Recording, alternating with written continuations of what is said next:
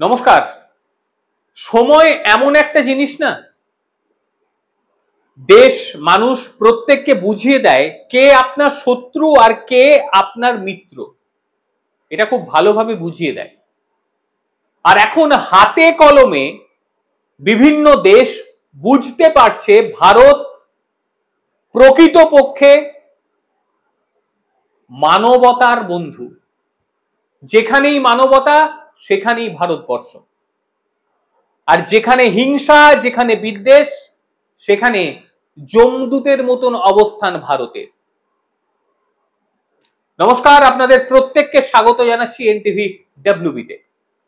প্রত্যেকেই জানেন আপনারা যে কলম্বোতে আমাদের প্রধানমন্ত্রী নরেন্দ্র মোদী গিয়েছেন, তাকে গার্ড অফ অনার দেওয়া হয়েছে।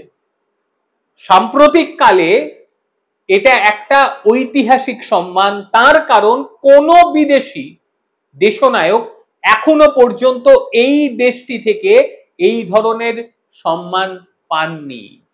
সাম্প্রতিক মোদির শ্রীলঙ্কা সফর সে দেশের নাগরিকদের মধ্যেও চাঞ্চল্য তৈরি করেছে। তারাও আশায় বুক বাঁধছে। তারা বলছে আমাদের কাছে আশীর্বাদের সমান মোদির শ্রীলঙ্কা সফর। তার কারণ শ্রীলঙ্কার বর্তমান অর্থনৈতিক অবস্থা একেবারে সংকটজনক অবস্থার মধ্যে রয়েছে।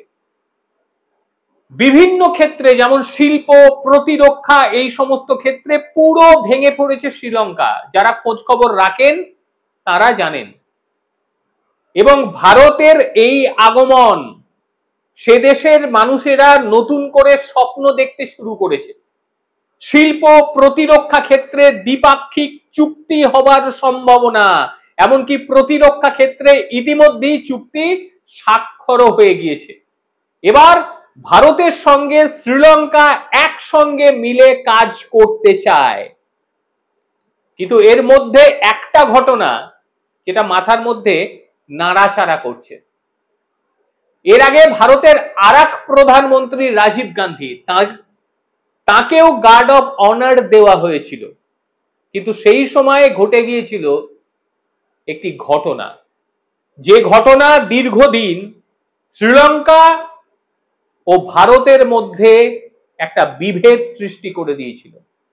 1987 30শে জুলাই শ্রীলঙ্কার রাজধানী কলম্বোতে ভারতের তৎকালীন প্রধানমন্ত্রী রাজীব গান্ধী প্রেসিডেন্ট হাউসের সামনে গার্ড অফ অনার নেওয়ার জন্য প্রস্তুত হচ্ছেন। সেই সময় শ্রীলঙ্কার নৌবাহিনীর এক সেনা, তার নাম বিজিথামনি রোহানা ডিসিলভা, নামটা অনেকেই জানেন, শুনেছেন, হয়তো ভুলে গিয়েছেন। সে সেই সময় অনুষ্ঠান চলাকালীন তার রাইফেল দিয়ে রাজীব গান্ধীর ওপর আঘাত হানতে যায়, অর্থাৎ উদ্ধত হন। এবং তারপর থেকে শ্রীলঙ্কা ও ভারতের সম্পর্কটা বন্ধুত্ব সুলভ ছিল না। পরবর্তীতে হামলার কারণ হিসেবে জানতে পারা যায়, রোহানা সেই সময় বলেছিল ভারত শ্রীলঙ্কার গৃহযুদ্ধে যেভাবে হস্তক্ষেপ করছে তাতে তিনি মেনে নিতে পারেননি, সেই কারণেই এই ঘটনা। এবং পরবর্তীতে রাজীব গান্ধীর ওপরে যে হামলা হয়, যে কারণে রাজীব গান্ধীর মৃত্যু হয়, তাতে বোঝা গিয়েছিল এই হামলাটা ছিল আগাম সতর্কতা, যেটা মেনে নেওয়া হয়নি। ঐতিহাসিক প্রেক্ষাপট। তারপর আবারও আজকে সেই একই অবস্থা, অর্থাৎ ভারতের প্রধানমন্ত্রী সেখানে গিয়ে গার্ড অফ অনার নিলেন। কোনো অশান্তি হয়নি, অশান্তির কোনো বাতাবরণই নেই সেখানে। কারণ শ্রীলঙ্কানরা বদলে গিয়েছে, তারা বুঝতে পারছে প্রকৃত বন্ধু তাদের কে, চীন নাকি ভারতবর্ষ। 1991 সাল রাজীব গান্ধী তামিলনাড়ুতে এলটিটি এর এক আত্মঘাতী বোম হামলায়, তারপর ভারতের রাজনীতি এবং শ্রীলঙ্কার রাজনীতি নিয়ে কথা এলেই প্রসঙ্গটা উদ্ধৃত হয়। এই প্রসঙ্গটা একটু আগেই যেমনটা বললাম যে রোহানার এই হামলা যেন এই মর্মান্তিক দুর্ঘটনার পূর্বাভাস ছিল। ভারত ঠিক মতন বুঝতে পারেনি সেই সময়। কিন্তু বর্তমান সময়টা দেখুন একেবারে পরিবর্তিত। আজ শ্রীলঙ্কা আবারও সংকটের মুখে, সেবার যেমন সংকটে ছিল তার থেকে বেশি সংকটে পড়ে গিয়েছে এবার, এবং এই গভীর সংকটময় অবস্থায় সেই দেশকে উদ্ধার করতে সবার আগে এগিয়ে এসেছে ভারতবর্ষ। বহু সাহায্য করেছে, বহু। যখন রীতিমতো রসাতল খেতে পারছিল না সেই দেশটা, সবার প্রথম এগিয়ে গিয়েছিল ভারতবর্ষ। বলেছিল কিচ্ছু বুঝি না, আগে মানবীয় সাহায্য পাঠাও, পাঠানো হয়েছে। আর বর্তমানে ভারতের প্রধানমন্ত্রী এবং শ্রীলঙ্কান সরকার তারা একযোগে কাজ করতে চাইছে। একটা সময় শ্রীলঙ্কাতে ভারতের শান্তি সেনা ছিল, তার পরবর্তীতে সেই শান্তি সেনা ভারতে আবার ফিরিয়েও চলে আসে। কিন্তু বর্তমানে প্রতিরক্ষা সহযোগিতা সংক্রান্ত যে সমঝোতা স্মারক সেটা স্বাক্ষর হয়ে গিয়েছে। এবার ভারতবর্ষ ও শ্রীলঙ্কা একসঙ্গে অগ্রগতি হবে প্রতিরক্ষা ক্ষেত্রে। বিষয়টি খোলামেলা আলোচনা করার প্রয়োজন নেই। মানে প্রায় ৩৫ বছর আগে শ্রীলঙ্কায় ভারতীয় শান্তিরক্ষা বাহিনী ছিল, তারপর প্রত্যাহার হয়ে যায়। কিন্তু সেই ঘটনার আবারও পুনরায় সূচনা হতে চলেছে।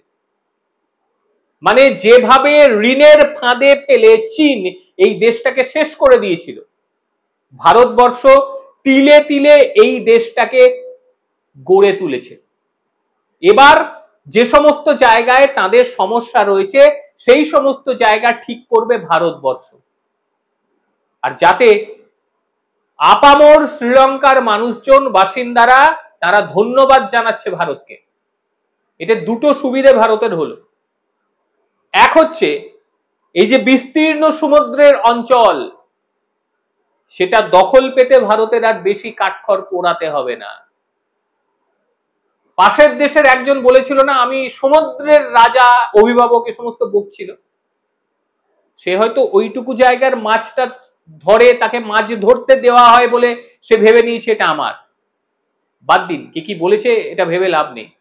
কিন্তু বর্তমান যেটা, সেটা হচ্ছে দুপাশের ভারতের যে এই সমুদ্র, একদিকে আরবিয়ান সি এবং অপরদিকে ভারত মহাসাগর, দুটো জায়গাতেই ভারত কিন্তু যথেষ্টই শক্ত প্রতিপক্ষ, অপ্রতিরোধ্য হয়ে উঠবে। কারণ শ্রীলঙ্কা নিজের যে জলসীমা সেটা ভারতের জন্য খুলে দিচ্ছে। আরো কিছু খবর রয়েছে, সেগুলো ধাপে ধাপে অবশ্যই জানাবো।